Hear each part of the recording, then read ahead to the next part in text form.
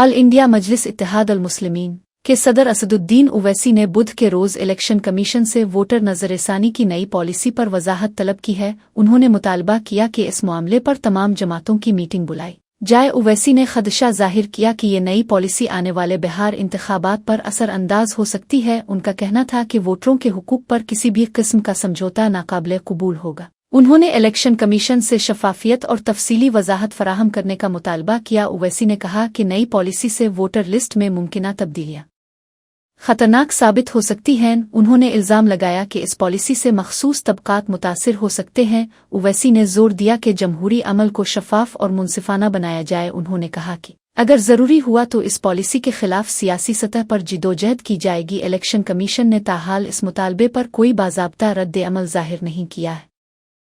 अक्टूबर या नवंबर में state assembly election होंगे विधानसभा के, तो समरी इंटेंसिव रिवीजन का ईसीआई ने अनाउंस किया।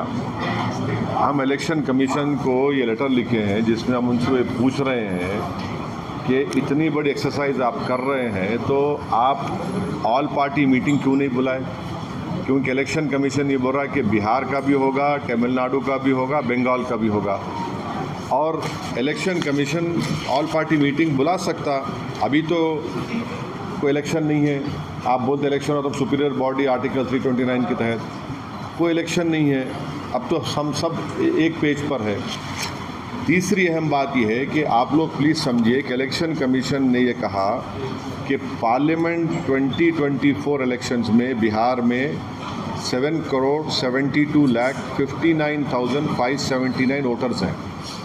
अब इलेक्शन कमीशन ये बोल रहा है कि 2003 के वोटर लिस्ट की बुनियाद पर 4.96 वोटर्स को ऐसे हम इंक्लूड करेंगे। हाँ, तो बचे कितने? Nearly 2,75,00,000 nearly.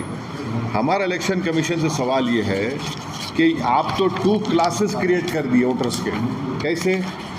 जो 2024 में वोट डाले, आप ये बोल रहे कि अब वोट नहीं डाल